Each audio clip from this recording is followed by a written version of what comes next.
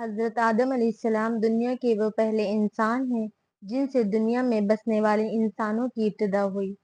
اللہ تعالیٰ نے ان کا خمیر تیار کرنے سے پہلے فرشتوں سے کہا، عنقریب میں مٹی سے ایک ایسی مخلوق پیدا کرنے والا ہوں جسے زمین میں ہماری خلافت کا شرف حاصل ہوگا۔ چنانچہ حضرت آدم علیہ السلام کا خمیر مٹی سے گوندا گیا، پھر اللہ تعالیٰ نے اس میں روح پھونک دی تو اسی وقت وہ زندہ انسان بن گئے۔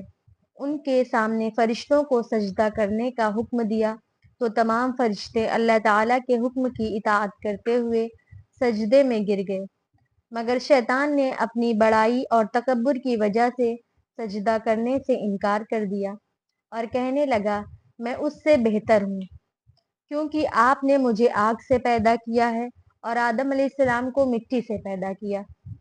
اس طرح شیطان اللہ کے حکم کو نہ مان کر ہمیشہ کے لیے اللہ کی لعنت کا مستحق بن گیا اور اسی وقت سے آدم علیہ السلام اور ان کی اولاد کا دشمن بن گیا۔ حضرت آدم علیہ السلام جنت میں تنہا رہتے ہوئے بے چینی محسوس کرنے لگے تو تسلی کے لیے اللہ تعالیٰ نے ان کی بائی پسلی سے حضرت حوا علیہ السلام کو پیدا کیا اور دونوں کو حکم دیا کہ وہ اس درخت کے علاوہ جنت کی تمام نعمتوں کو استعمال کریں۔ شیطان نے وسوسہ ڈال کر بہکایا کہ اس درخت کی خصوصیت یہ ہے کہ اس کا پھل کھانے کے بعد تم ہمیشہ جنت میں رہو گے۔ چنانچہ شیطان کے دھوکے میں آ کر انہوں نے اس درخت کا پھل کھا لیا۔ اللہ تعالیٰ نے اس غلطی کی وجہ سے جنت کا لباس اتار کر دونوں کو دنیا میں بھیج دیا۔ حضرت آدم علیہ السلام اپنی غلطی پر بہت شرمندہ ہوئے اور ایک مدت تک توبہ استغفار کرتے ہوئے اللہ تعالیٰ کے سامنے روتے رہے۔ پھر اللہ تعالیٰ نے ان کی توبہ قبول فرمائی اور ان کے بعد دنیا میں حضرت آدم علیہ السلام اور حوا علیہ السلام سے نسلیں انسانی کا سلسلہ شروع ہو گیا۔ قابیل اور حابیل حضرت آدم علیہ السلام کے دو بیٹے تھے۔ دونوں کے درمیانی ایک بات کو لے کر جھگڑا ہو گیا۔ قابیل نے حابیل کو قتل کر ڈالا۔ زمین پر یہ پہلی موت تھی اور اس بارے میں ابھی تک آدم علیہ السلام کی شریعت میں کوئی حکم نہیں ملا تھا، اس لیے قابیل پریشان تھا کہ بھائی کی لاش کو کیا کیا جائے۔ اللہ تعالیٰ نے ایک کوے کے ذریعے اس کو دفن کرنے کا طریقہ سکھایا۔ یہ دیکھ کر قابیل کہنے لگا، ہائے افسوس، کیا میں ایسا گیا گزرا ہو گیا کہ اس کوے جیسا بھی نہ بن سکا۔ پھر اس نے اپنے بھائی کو دفن کر دیا۔ یہیں سے دفن کرنے کا طریقہ چلا آ رہا ہے۔ حضور صلی اللہ علیہ وسلم نے قابیل کے متعلق فرمایا، دنیا میں جب بھی کوئی شخص ظلماً قتل کیا جاتا ہے تو اس کا گناہ حضرت آدم علیہ السلام کے بیٹے قابیل کو ضرور ملتا ہے، اس لیے کہ وہ پہلا شخص ہے جس نے ظالمانہ قتل کی ابتدا کی اور یہ ناپاک طریقہ جاری کیا۔ اسی لیے انسان کو اپنی زندگی میں کسی گناہ کی ایجاد نہیں کرنی چاہیے تاکہ بعد میں اس گناہ کے کرنے والوں کا بوال اس کے سر نہ آئے۔ حابیل کے قتل کے بعد اللہ تعالیٰ نے حضرت آدم علیہ السلام کو حضرت شیث علیہ السلام جیسا نیک فرزند عطا فرمایا۔ حضرت آدم علیہ السلام کے سچے جانشین ہوئے اور آگے چل کر پوری نسل انسانی کا سلسلہ انہی سے چلا۔ اللہ تعالیٰ نے ان کو نبوت سے نوازا اور 50 صحیفے ان پر نازل فرمائے۔ جب حضرت آدم علیہ السلام کا انتقال ہوا تو جبریل علیہ السلام کے حکم سے حضرت شیث علیہ السلام ہی نے نماز جنازہ پڑھائی۔ انہوں نے حضورہ نامی عورت سے نکاح کیا اور ان سے ایک لڑکا اور ایک لڑکی پیدا ہوئی۔ حضرت شیث علیہ السلام نے اپنی زندگی مکہ میں گزاری اور ہر سال وہ حج و عمرہ کرتے۔ ان کو دن رات میں مختلف عبادتوں کا طریقہ سکھایا گیا تھا اور ایک بڑے طوفان کے آنے اور 7 سال تک رہنے کی خبر ایک بڑے طوفان کی آنے اور 7 سال تک رہنے کی خبر دی گئی۔ حضرت شیس علیہ السلام نے 912 سال کی عمر پائی۔ جب انتقال کا وقت قریب آیا تو اپنے بیٹے انوش کو اللہ کے احکام کے مطابق زندگی گزارنے کی وصیت فرمائی۔ وفات پانے کے بعد اپنے والدین کے پہلو میں جبل ابی قبیس کے غار میں دفن کیے گئے۔ حضرت ادریس علیہ السلام مشہور نبی ہیں۔ وہ حضرت آدم علیہ السلام کی وفات سے تقریباً 100 سال بعد اور حضرت نوح علیہ السلام سے 1000 سال پہلے شہر بابل میں پیدا ہوئے۔ انہوں نے حضرت شیس علیہ السلام سے علم حاصل کیا اور علم نجوم، علم حساب، سلائی، ناپ تول، اسلحہ سازی اور فن تحریر و کتاب کے موجد اور بانی حضرت ادریس علیہ السلام ہیں۔ ان کے زمانے میں متعدد زبانیں بولی جاتی تھیں۔ اللہ تعالیٰ نے ان کو ساری زبانیں سکھائیں، چنانچہ وہ لوگوں سے انہی کی زبان میں بات چیت کیا کرتے تھے۔ قرآن پاک میں ان کا اس طرح ذکر کیا گیا ہے کہ وہ بڑے سچے اور صبر کرنے والے نبی تھے۔ ان کو قرب خداوندی کا اونچا مرتبہ عطا کیا گیا تھا۔ مورخین نے آپ کے اخلاق کا تذکرہ اس طرح کیا کہ گفتگو میں سنجیدہ خاموش طبیعت تھے، چلتے وقت زمین پر نگاہ رکھتے اور بات کرتے وقت شہادت کی انگلی سے بار بار اشارہ فرماتے تھے۔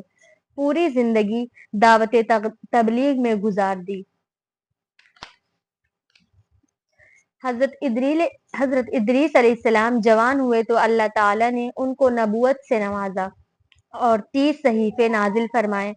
نبوت ملتے ہی آپ نے دعوت و تبلیغ کا کام شروع کیا۔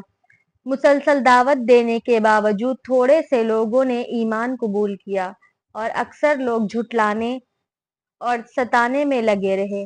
جب لوگوں کا ظلم و ستم حد سے بڑھ گیا تو اللہ تعالیٰ نے کے حکم سے اہل ایمان کو لے کر بابل سے مصر چلے گئے اور دریائے نیل کے کنارے آباد ہو گئے اور آخری وقت تک لوگوں کے درمیان انہی کی زبان میں اللہ کا پیغام اور دینی دعوت کا فریضہ انجام دیتے رہے۔ ان کی شریعت اور دعوت کا خلاصہ یہ تھا کہ توحید پر ایمان لاؤ، آخرت کی نجات کے لیے اچھے عمل کرو، تمام کاموں میں عدل و انصاف کرو، ایام 20 کے روزے رکھو، زکوٰۃ ادا کرو، نشہ آور چیزوں سے پرہیز کرو، شریعت کے مطابق اللہ کی عبادت کرو وغیرہ۔ وہ آخری وقت تک لوگوں کو دین کی دعوت اور اچھے کاموں کی نصیحت کرتے ہوئے 365 سال کی عمر میں اپنے خالق حقیقی کے دربار میں پہنچ گئے۔ حضرت آدم علیہ السلام کے وفات کے 1000 برس تک لوگ اللہ تعالیٰ کی توحید پر قائم تھے اور بعض نیک بندوں کے انتقال کے بعد لوگوں نے ان کے مجسمے بنا لیے اور دھیرے دھیرے ان کی پوجا شروع ہو گئی۔ اس طرح پورے عرب و اعظم میں شرک و بت پرستی کی بنیاد پڑ گئی۔ جب لوگ اللہ تعالیٰ کی عبادت چھوڑ کر شرک و بت پرستی میں مبتلا ہو گئے تو ان کی ہدایت کے لیے اللہ تعالیٰ نے حضرت نوح علیہ السلام کو نبی و رسول بنا کر بھیجا۔ حضرت نوح علیہ السلام کا شمار دنیا کے عظیم ترین انبیاء میں ہوتا ہے۔ وہ سب سے پہلے نبی اور رسول ہیں۔ حضرت ادریس علیہ السلام کے تیسری پشت میں حضرت آدم علیہ السلام کی وفات کے 1025 سال بعد دجلہ و فرات کی وادی کے درمیان ملک عراق میں پیدا ہوئے۔ اللہ تعالیٰ نے قرآن پاک میں ان کا تذکرہ فرمایا ہے۔ جب لوگوں کی نافرمانی اور بت پرستی دنیا میں عام ہو گئی تو اللہ تعالیٰ نے ان کی ہدایت و رہنمائی کے لیے حضرت نوح علیہ السلام کو نبی بنایا۔ انہوں نے لوگوں کو نصیحت کرتے اور دین کی دعوت دیتے ہوئے فرمایا، تم صرف اللہ کی عبادت و بندگی کرو، وہ تمہارے گناہوں کو معاف کر دے گا۔ اس نصیحت کو سن کر قوم کے سرداروں نے جواب دیا، ہم تمہیں رسول نہیں مانتے کیونکہ تم ہمارے ہی جیسے ایک آدمی ہو، نیز تمہاری پیروی ذلیل و حقیر اور کم درجے کے لوگوں نے کر رکھی ہے۔ حضرت نوح علیہ السلام نے فرمایا، اللہ تعالیٰ کے یہاں سعادت و نیک بختی کا دار و مدار دولت پر نہیں بلکہ اللہ کی رضامندی اور اخلاص نیت پر ہے۔ میں تمہیں یہ دعوت و مال و دولت کی امید پر نہیں بلکہ اللہ کے حکم اور اس کی رضا کے لیے دے رہا ہوں۔ وہی میری محنت کا اجر و ثواب عطا فرمائے گا۔ غرض حضرت نوح علیہ السلام دنوں رات انفرادی، اجتماعی اور خصوصی عمومی طور پر ایک طویل عرصے تک قوم کو شرک و کفر اور اللہ تعالی کی نافرمانی سے ڈراتے رہے، مگر وہ باز تو کیا آتے بلکہ الٹا عذاب الہی میں مبتلا ہو گئے۔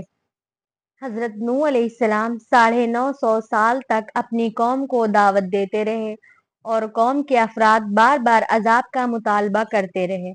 ساتھ ہی اللہ تعالیٰ نے حضرت نوح علیہ السلام کو خبر دی کہ اب موجودہ ایمان والوں کے علاوہ کوئی اور ایمان نہیں لائے گا۔ تو انہوں نے دعا کی، اے اللہ، اب ان بدبختوں پر ایسا عذاب نازل فرما کہ ایک بھی کافر و مشرک زمین پر زندہ نہ بچے۔ اللہ تعالیٰ نے ان کی دعا قبول فرما لی اور حکم دیا کہ تم ہماری نگرانی اور حکم کے تحت ایک کشتی تیار کرو۔ چنانچہ ایک کشتی تیار کی گئی۔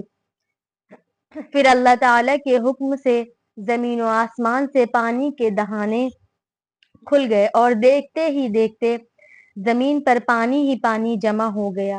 اس وقت حضرت نوح علیہ السلام بحکم خداوندی مومنین اور جانداروں میں سے ایک جوڑے کو لے کر کشتی میں سوار ہو گئے۔ باقی تمام کافر و مشرک پانی کے اس طوفان میں ہلاک ہو گئے۔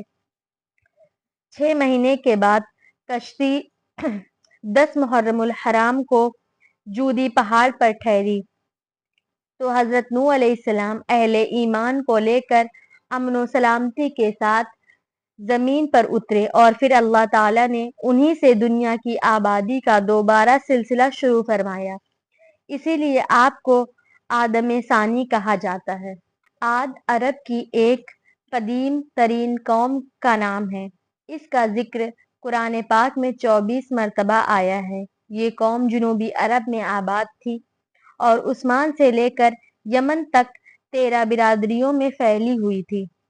ان کے ملک کی راجدھانی یمنی شہر حضر موت تھی۔ اس کا زمانہ حضرت نوح علیہ السلام کی تقریباً 400 سال بعد اور حضرت عیسیٰ علیہ السلام کے تقریباً 2000 سال پہلے کا ہے۔ یہ اپنے زمانے کی طاقتور قوم تھی اور فن تعمیر سے بڑی مہارت رکھتی تھی۔ پہاڑوں کو تراش کر شاندار عمارتیں بنانا ان کا محبوب مشغلہ تھا۔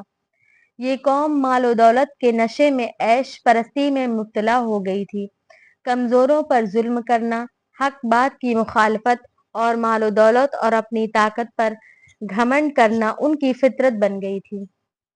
جب اس قوم کی ظلم و زیادتی اور شرک و بت پرستی حد سے بڑھ گئی تو اللہ تعالیٰ نے حضرت ہود علیہ السلام کو نبی بنا کر ان کی ہدایت کے لیے بھیجا۔ جب قوم عاد شرک و بت پرستی میں حد سے بڑھ گئی تو اللہ تعالیٰ نے حضرت ہود علیہ السلام کو نبی بنا کر ان کی ہدایت کے لیے بھیجا۔ انہوں نے قوم کے لوگوں کو توحید و عبادت الہی کی دعوت دی، شرک و بت پرستی اور لوگوں پر ظلم و زیادتی کرنے سے منع کیا۔ قوم نے ان کی نصیحت قبول کرنے کے بجائے جھٹلانا شروع کر دیا۔ حضرت ہود علیہ السلام نے انہیں اللہ تعالیٰ کے عذاب سے ڈرایا تو وہ لوگ مذاق اڑاتے ہوئے کہنے لگے، اگر تم اپنی دعوت میں سچے ہو تو ہمارے پاس عذاب لے کر آؤ۔ اللہ نے اس ہٹ دھرمی اور مطالبے پر 3 سال تک قحط سالی کے عذاب میں مبتلا کر دیا، جس کی وجہ سے ان کے باغات، کھیتیاں سب برباد ہو گئیں۔ اتنی بڑی تباہی سے عبرت حاصل کرنے کے بجائے اس بدبخت قوم کی بغاوت کا و سرکشی اور زیادتی بڑھ گئی۔ بالآخر دوبارہ اللہ تعالیٰ کا عذاب کا غضب بھڑک اٹھا اور ایک ہفتے تک چلنے والی طوفانی ہواؤں نے ان کا نام و نشان مٹا دیا۔ قوم عاد کی ہلاکت کے بعد حضرت ہود علیہ السلام اہل ایمان کو لے کر یمن کے شہر حضرموت چلے گئے اور یہاں 50 سال تک دعوت و تبلیغ کا فریضہ انجام دینے کے بعد 565 سال کی عمر میں انتقال فرمایا۔ قوم سمود کا ذکر قرآن مجید میں 13 مرتبہ آیا ہے۔ قوم عاد کی ہلاکت کے بعد یہ عرب کی مشہور اور قدیم ترین قوم ہے۔ اس کا نسب حضرت نوح علیہ السلام کے بیٹے سام سے ملتا ہے۔ حجاز و شام کے درمیان وادی قرا میں میدان میں ان کی آبادیاں تھیں جن کے کھنڈر اور نشانات آج بھی موجود ہیں۔ ان کا دارالحکومت مدینہ طیبہ سے شمال کی طرف مقام ہجر میں تھا جسے اب مدائن صالح کہتے ہیں۔ اس قوم کا زمانہ حضرت ابراہیم علیہ السلام سے پہلے کا ہے۔ یہ اپنے وقت کی مہذب ترین، یافتہ، طاقتور اور بڑی مالدار قوم تھی۔ پہاڑوں کو تراش کر بڑی بڑی عمارتیں بنانے اور سنگ تراشوں کو بھاری مزدوری دے کر بڑے بڑے بت بنوانا ان کی زندگی کا محبوب مشغلہ تھا۔ ان کے دلوں میں بتوں کی اتنی عقیدت و محبت پیدا ہو گئی تھی کہ اللہ تعالیٰ کو چھوڑ کر انہی کی پوجا کو اپنی نجات کا ذریعہ سمجھنے لگے۔ جب اس قوم کی شرک و بت پرستی حد سے بڑھ گئی تو اللہ تعالیٰ نے ان کی ہدایت و اصلاح کے لیے حضرت صالح علیہ السلام کو رسول بنا کر بھیجا۔ حضرت صالح علیہ السلام ہود کے تقریباً 100 سال بعد پیدا ہوئے۔ قرآن میں ان کا تذکرہ 8 جگہوں پر آیا ہے۔ اللہ تعالیٰ نے انہیں قوم سمود کی ہدایت و رہنمائی کے لیے بھیجا تھا۔ اس قوم کو اپنی شان و شوکت، عزت و بڑائی، فخر و غرور اور شرک و بت پرستی پر بڑا ناز تھا۔ حضرت صالح علیہ السلام نے انہیں نصیحت کرتے ہوئے فرمایا، اے لوگوں، تم صرف اللہ تعالیٰ کی عبادت کرو اور اس کے سوا کوئی بندگی کے لائق نہیں۔ وہ اس پیغام حق کو سن کر نفرت کا اظہار کرنے لگے اور حجت بازی کرتے ہوئے نبوت کی سچائی کے لیے پہاڑ سے حاملہ اونٹنی نکالنے کا مطالبہ کرنے لگے۔ حضرت صالح علیہ السلام نے دعا فرمائی۔ اللہ تعالیٰ نے معجزے کے طور پر سخت چٹان سے اونٹنی پیدا کر دی، مگر اپنی خواہش کے مطابق معجزہ ملنے کے بعد بھی اس بدبخت قوم نے نہیں مانا اور کفر و نافرمانی کی اس حد تک پہنچ گئی کہ وہ اونٹنی کو قتل کر ڈالا۔ اس اونٹنی کو انہوں نے قتل کر ڈالا اور اسی پر بس نہیں کیا بلکہ حضرت صالح علیہ السلام کے قتل کا بھی منصوبہ بنا لیا۔ اس جرم عظیم اور ظالمانہ فیصلے پر غیرت الہی جوش میں آئی اور 3 دن کے بعد ایک زوردار چیخ اور زمینی زلزلے نے پوری قوم کو تباہ کر ڈالا۔ اس کے بعد حضرت صالح علیہ السلام ایمان والوں کے ساتھ فلسطین ہجرت کر گئے۔ حضرت ابراہیم علیہ السلام کی پیدائش، حضرت عیسیٰ علیہ